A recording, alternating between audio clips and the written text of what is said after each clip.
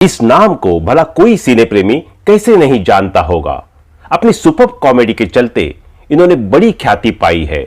हालांकि कुछ फिल्में ऐसी भी रही है जिनमें इन्होंने धीर गंभीर किरदार निभाए और साबित किया कि ये केवल कॉमेडी ही नहीं और दूसरी तरह के रोल्स भी पूरी शिद्दत के साथ निभा सकते हैं। अपने अलग हटकर कॉमेडी करने के अंदाज से इन्होंने 5 दशकों तक दर्शकों का मनोरंजन किया और कई यादगार भूमिकाओं को अंजाम दिया। असरानी साहब का जन्म हुआ था 1 जनवरी सन 1940 को राजस्थान की राजधानी जयपुर के एक सिंधी हिंदू परिवार में। इनका पूरा नाम है गोवर्धन असरानी। इनके पिता की जयपुर में एक कारपेट शॉप थी। पिता चाहते थे कि यह भी उनका काम में हाथ बटाए, लेकिन पिता के काम में इन्हें जरा भी दिलचस्पी नहीं थी। साथ ही ये पढ़ाई में कुछ खास नहीं थे। जैसे तैसे इन्होंने जयपुर के सेंट जेवियर स्कूल से मैट्रिक पास की और फिर जयपुर के ही राजस्थान कॉलेज से इन्होंने ग्रेजुएशन किया। कॉलेज में पढ़ाई के दौरान ही ये ऑल इंडिया रेडियो के जयपुर स्टेशन में बतौर वॉइस ओवर आर्टिस्ट काम करने लगे थे। इस काम से इनका पढ़ाई का खर्च निकल जाता था।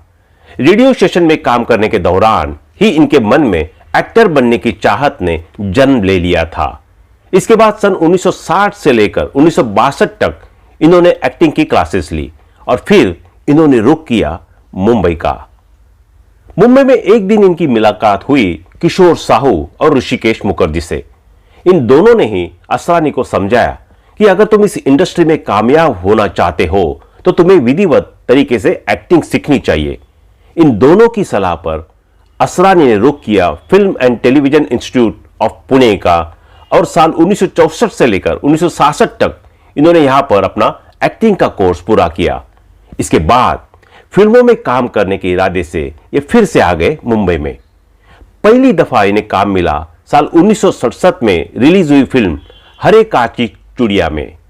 इसी साल ही ये एक गुजराती फिल्म में हीरो के तौर पर भी नजर आए थे और अगले 2 सालों तक गुजराती फिल्मों में इन्होंने काफी काम किया। लेकिन फिर भी इन्हें वो मजा नहीं आ रहा था जिसकी तलाश में ये कब से थे। सुपरहिट फिल्म आराधना में राजेश खन्ना के दोस्त का रोल पहले इन्हें ही मिला था, लेकिन जब लोगों ने कहना शुरू किया कि ये राजेश खन्ना के सामने कद में काफी छोटे लगेंगे तो वो रोल इनके हाथ से निकल गया और फिर वो रोल सुभाष घई को मिला। कुछ ऐसा ही इनके साथ आनंद फिल्म के दौरान भी हुआ। अमिताभ वाला रोल पहले इन्हें ही मिला था, लेकिन बाद में वो रोल इनसे छीनकर अमिताभ बच्चन को दे दिया गया।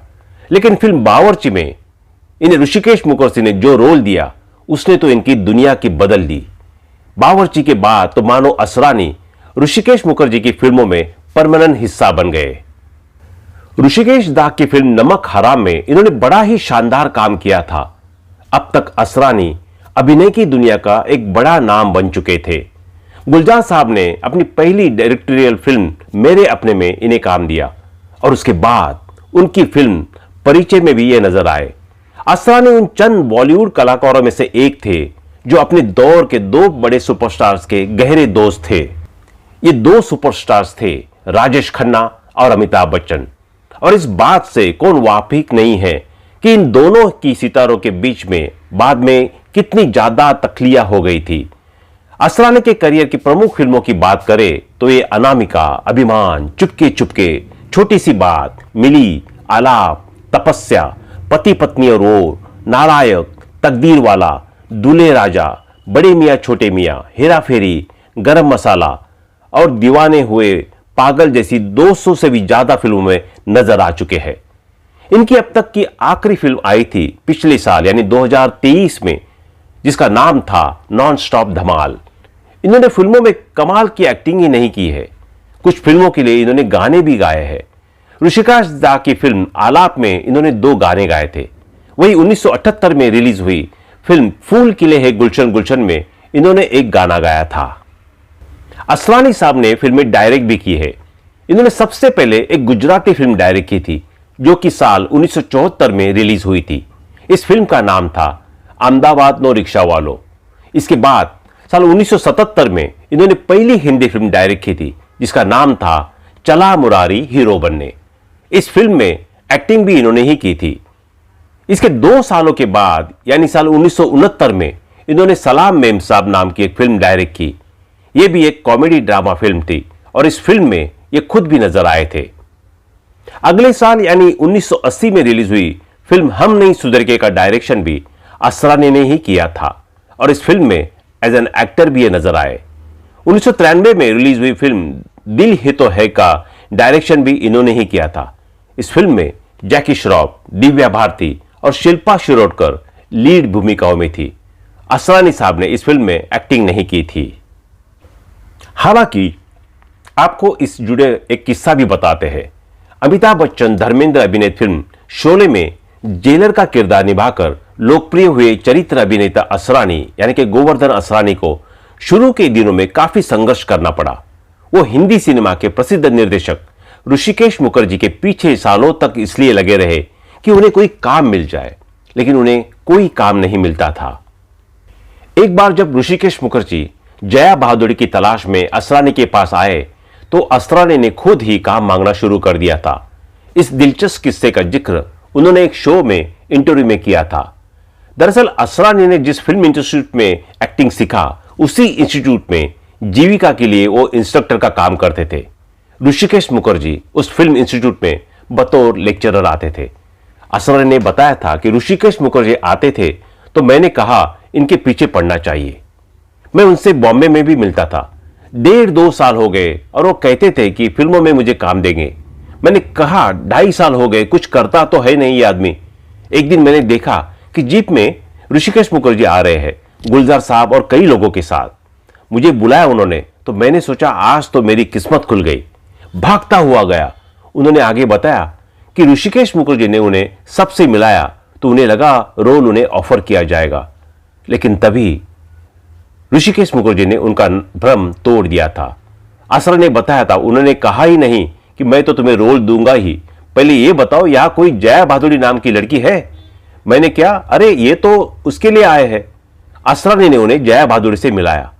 ऋषिकेश मुखर्जी जया से मिले और असरानी से बिना बात किए जाने लगे। असरानी ने तब गुलजार से पूछा तो उन्हें पता चला कि ऋषिकेश मुखर्जी एक फिल्म बना रहे हैं गुड्डी और उसी के लिए आए थे।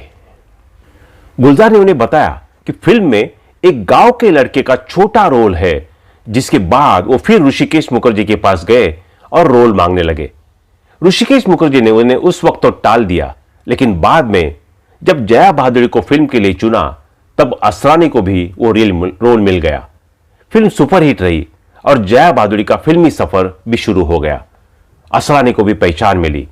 असरानी के करियर की कुछ लोकप्रिय फिल्में हैं बावर्ची, चुपके चुपके, छोटी सी बात, नमक हराम, स्वर्ग से सुंदर, मिली, अखियों से गोली मारे आदि। बतौर डायरेक्टर इनकी आखिरी फिल्म थी साल 1997 में रिलीज हुई उड़ान। सैफ अली खान स्टारर इस फिल्म में ये बाबा श्री श्री 108 बने थे। असरानी ने वेब सीरीज में भी काम किया है और द वायरल फीवर की लोकप्रिय वेब सीरीज परमानेंट रूममेट्स में भी ये नजर आ चुके हैं।